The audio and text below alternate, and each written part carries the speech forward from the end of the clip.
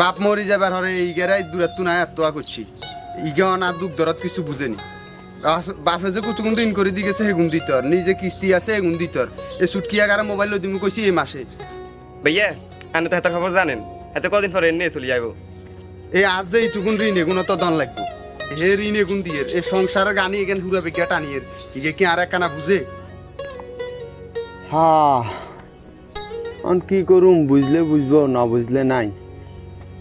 ছোট ভাই যেহেতু আবদার করছে বাপ মরে যাবার হর তো আয় তো বড় ভাই আর কাছে এত আবদার করছে সাই কাকুর কাছে যাই কাকুর কাছে হাইনি ও কাকু একখানা খানছে খান কি রে কি লেবল আইছ কাকু আয় তো আসছিলাম আপনার কাছে এখন বিপদ হই আপনি যদি একখানা আরো উপকার করতে না কি উপকার করতাম কাকু উপকার বলতে 8 20,000 লাগতো যদি একখানা দিতেন আরো উপকার